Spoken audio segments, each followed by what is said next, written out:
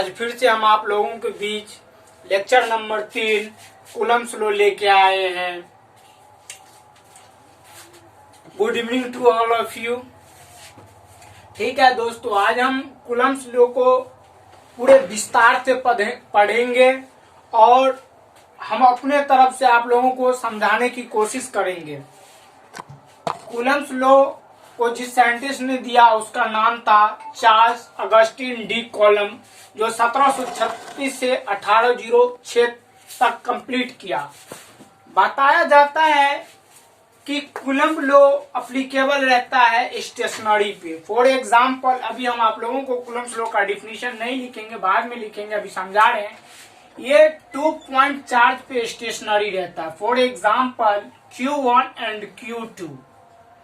Q1 और Q2 ये stationery charge है जिसके बीच में फोर्स लगता है F। दोनों चार्ज के बीच में फोर्स लगता है F। ये डिस्टेंस R है, इसी को हम applicable 4 point charge and stationary charge of stationary कहते हैं। हमें उम्मीद है कि आप लोगों से दोस्तों, कूलम्ब्स लॉ का सिंपल फार्मूला होता है F directly proportional to Q1 and Q2 by R square. दोस्तों, ये F इलेक्ट्रोस्टैटिक है।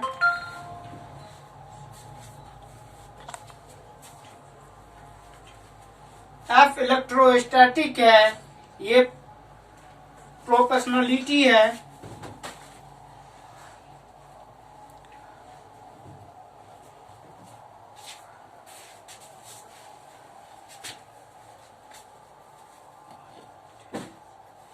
दोस्तों, ये 2 पॉइंट ऑफ चार्जेज है। ये प्रोडक्ट ऑफ 2 चार्ज है।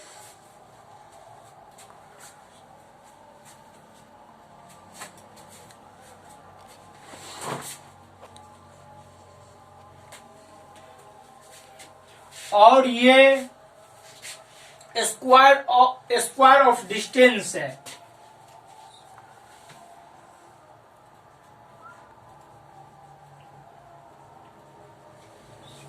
अब हम आप लोगों को इस तरह से डायरेक्टली आप लोगों को थ्योरी लिखने में फुल्ली हेल्प होगा। जैसे कि कहता है, according to this law the electrostatic force is directly proportional to product of 2 charge and inversely proportional to square of distance between them।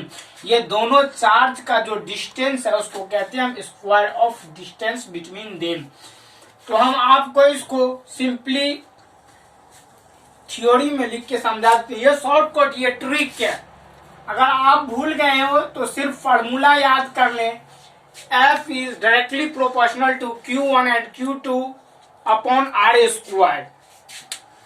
अब यहाँ पे हम लिख सकते हैं, अब हम आप लोगों को इसका डिफिनीशन एकदम इजीली समझा देते हैं और लिख देते हैं। तो हम लिख सकते हैं, अकॉर्डिंग टू दिस लॉ, इस नियम के अनुसार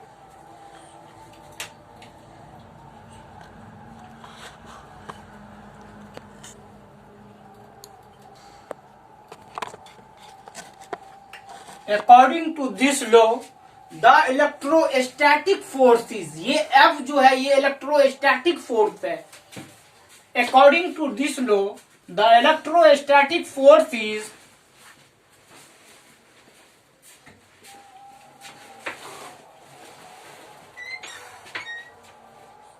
इज डायरेक्टली प्रोपोर्शनल। ये डायरेक्टली प्रोपोर्शनल है 2 पॉइंट ऑफ चार्ज Q1 और Q2 का। तो लिख सकते हैं, according to this law the electrostatic force is directly proportional to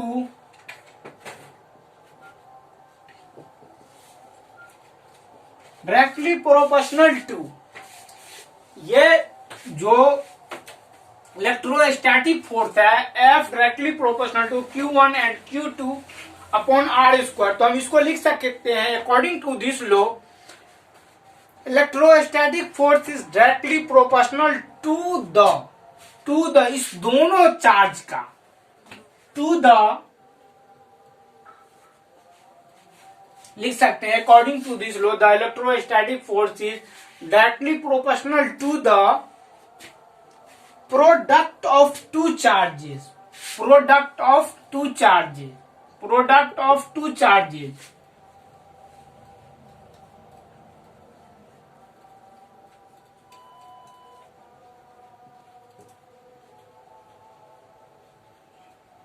product of two charges and inversely proportional to, और ये इनवर्सली प्रोपोर्शनल है आर स्क्वायर यानी square of distance.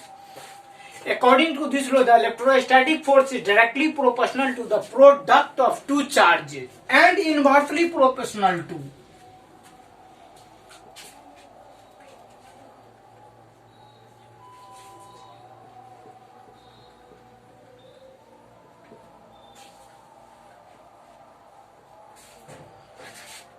and inversely proportional to square of between them to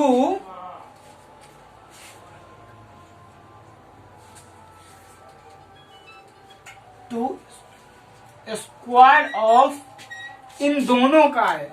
यानी क्या बताए according to this law इस law के अनुसार इलेक्ट्रोस्टैटिक फोर्स डायरेक्टली प्रोपोर्शनल होगा प्रोडक्ट ऑफ टू चार्ज का और इनवर्सली प्रोपोर्शनल होगा square of distance between them.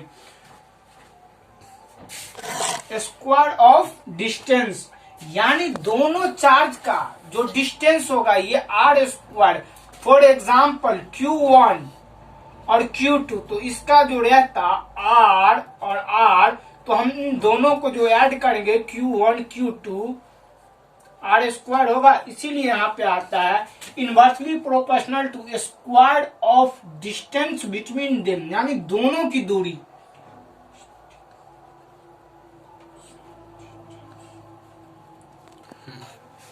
Square of distance of between them यानी इन दोनों चार्ज का जो डिस्टेंस है आर स्क्वायर उसी को कहते हैं हम डिस्टेंस ऑफ बिटवीन देम। अब डायरेक्टली आप लोग सिंपली आप हम इसको थ्योरम लिख सकते हैं। फॉर एग्जाम्पल इसको हम फेस से लिख के आप लोगों को बता देते हैं। एफ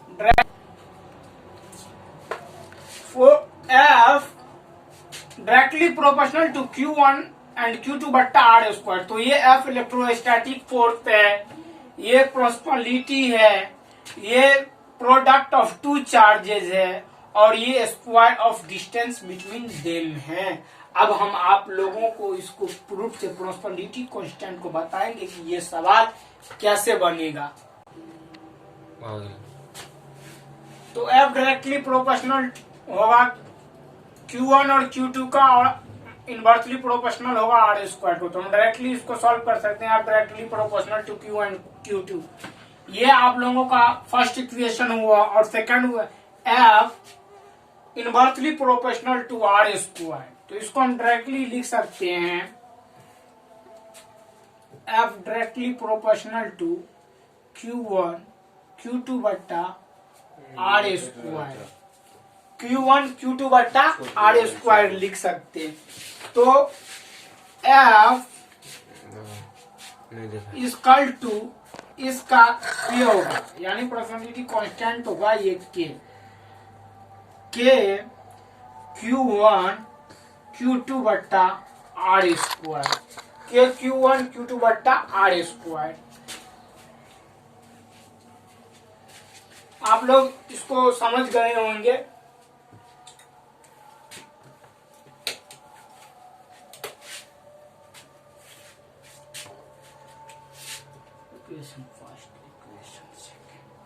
हमें उसको सिंपली लिख सकते हैं के का मान होता है 1/4 पाई एप्सिलॉन नॉट, ये एक कांस्टेंट है।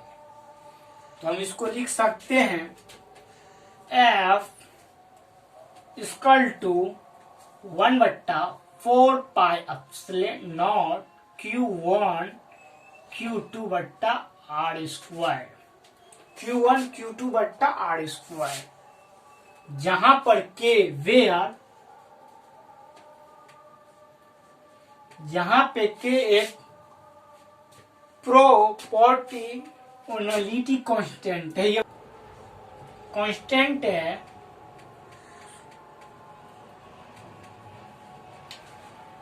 जहां पे के प्रोपोर्शनैलिटी कांस्टेंट है और 1/4 pi epsilon not 1/4 pi epsilon not, जिसमें के का मान यानी के हम जैसे कि यहाँ पे प्रोपोर्शनैलिटी को हटाए तो के लिखे, जैसे कि के जगह पे या ये 1/4 पाई एप्सिलॉन नॉट दे सकते हैं या हम के दे सकते हैं। तो जहाँ पे के का मान होता है 9 × 10⁻⁹ 9 × 10⁻⁹ न्यूटन मीटर स्क्वायर प्रति कूलम स्क्वायर। आप लोगों को बताएंगे कि F directly proportional to Q1 Q2 बटा, हम इसको प्रूव्ड कर दिए। ये कैसे आए? तो F directly proportional to Q1 Q2 equation first and F inversely proportional to 1/r square, ये आप लोग सॉल्व करके ये निकल जाएगा F directly proportional to Q1 and Q2 बट्टा आर स्क्वायर, जहां पे प्रोपोर्शनैलिटी एक कांस्टेंट है के, जहां पे के को हम 1/4 पाई एप्सिलॉन नॉट लिख सकते हैं, लिखेंगे ही, लिख सकते नहीं, जहां पे F equal to 1/4 pi epsilon naught Q1 Q2 बट्टा आर स्क्वायर, वेयर जहां पे के बताए न के एक प्रोपोर्शनैलिटी कांस्टेंट है, या 1/4 पाई एप्सिलॉन नॉट लिख सकते हैं या के लिख सकते हैं, जहां पे के का मान 9 × 10⁻⁹ न्यूटन मीटर स्क्वायर प्रति कूलम है। Epsilon not permittivity of free space है। एप्सिलॉन नॉट का मान होता है 8.854 × 10⁻⁻12 कूलम स्क्वायर पर न्यूटन मीटर स्क्वायर। क्या कूलम कांस्टेंट है, जैसे कि हम इसका नाम के का मान निकालेंगे तो होता है कूलम्स कांस्टेंट को हम सिंपली निकालेंगे, इसको के भी कह सकते हैं।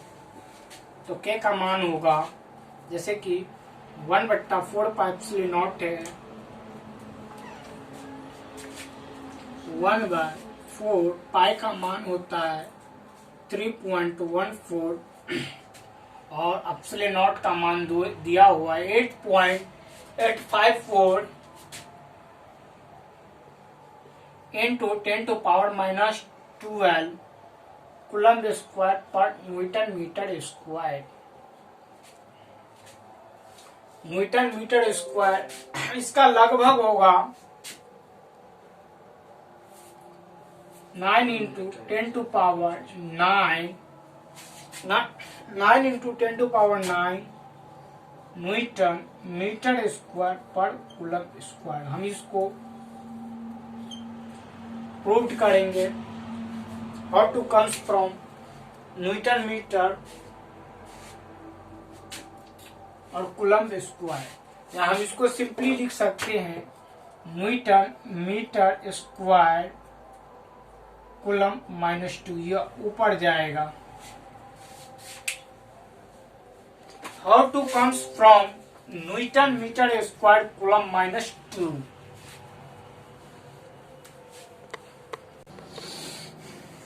How to comes from newton metre coulombs -2, ये कैसे आता है हम आप लोगों को अभी बता रहे हैं। जैसे कि हम लोग जानते हैं कि F इक्वल टू के Q1 Q2 बट्टा आर स्क्वायर, या हम इसको सिंपली लिख सकते हैं F/1 इक्वल टू के Q1 Q2 बट्टा आर सकते हैं। के सिंपली के Fr स्क्वायर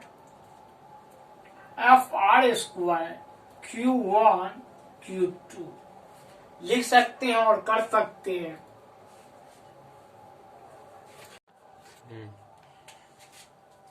तो ऐसा यूनिट के माध्यम से हम पता लगा सकते हैं कि न्यूटन मीटर स्क्वायर कूलम -2 कैसे आया। तो एल इक्वल टू फोर्स का होता है, फोर्स का ऐसा यूनिट न्यूटन होता है, डिस्टेंस का मीटर होता है, चार्ज का कूलम्ब होता है, चार्ज का कूलम्ब होता है।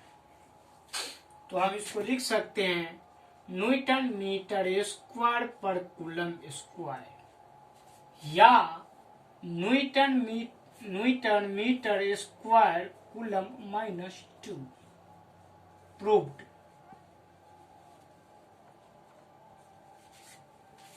अब हम आप लोगों को बताएंगे कि डायमेंशन कैसे निकालेंगे, how to comes from dimension. Dimension को हम प्रूव करेंगे कि फोर्स का डायमेंशन होता है MLT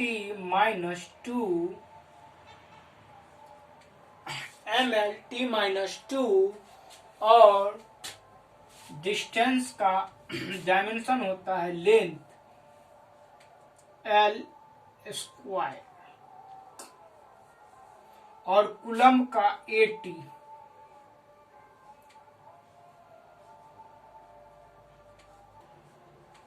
K equal to M क्या ठो है देखना है, M एक ही है, M L 3 है, L 3 T -2 और T जब ये ऊपर जाएगा तो T -2 हो जाएगा, तो -T2 और -T2 तो T -4 और ये बचा A -2।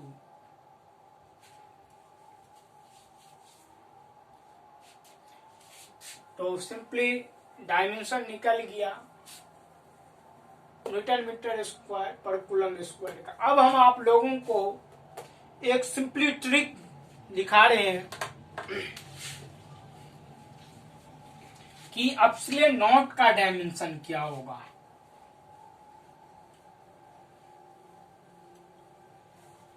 इसको ऊपर लिख देते हैं के इक्वल टू M क्या ML 3 T -4 A -2।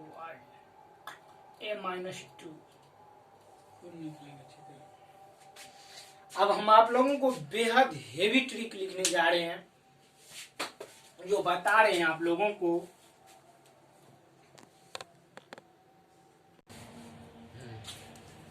How to comes from newton metre square, ये समझा दिए हम, यानी के का डायमेंशन भी निकाल के बता दी। अब एप्सिलॉन नॉट का डायमेंशन और ऐसा यूनिट कैसे निकालेंगे, तो एक सिंपली ट्रिक है व्हाट्सएप चैट। एप्सिलॉन नॉट का ऐसा यूनिट और डायमेंशन के ऐसा यूनिट और डायमेंशन का पावर उल्टा होगा, मतलब जो पावर पॉजिटिव में होगा उसे हम निगेटिव में लेंगे और जो पावर निगेटिव में होगा हम उसे पॉजिटिव में लेंगे। एग्जाम हॉल में हमें इसी चीज का याद रखना। अगर ये व्हाट्सएप ट्रिक हमको याद रहेगा तो हम सिंपली, अगर हमें पता रहेगा कि के का ऐसा यूनिट और डायमेंशन कैसे निकालेंगे तो हम एप्सिलॉन नॉट का भी निकाल लेंगे। तो एप्सिलॉन नॉट का ऐसा यूनिट और डायमेंशन के ऐसा यूनिट और डायमेंशन का पावर का उल्टा होगा, मतलब जो पावर पॉजिटिव में है वह निगेटिव में लेंगे और जो पावर निगेटिव में होगा उसे पॉजिटिव में लेंगे। तो सिंपली ऐसा यूनिट हम निकाल सकते हैं एप्सिलॉन नॉट का ऐसा यूनिट, तो के का ऐसा यूनिट है न्यूटन मीटर स्क्वायर कूलम्ब -2। तो हम पॉजिटिव में है तो निगेटिव लेंगे, मीटर स्क्वायर पॉजिटिव में है तो निगेटिव में लेंगे, और ये कूलम्ब -2 निगेटिव में है तो पॉजिटिव में लेंगे। और डायमेंशन इसी टाइप से हो जाएगा एप्सिलॉन नॉट का डायमेंशन।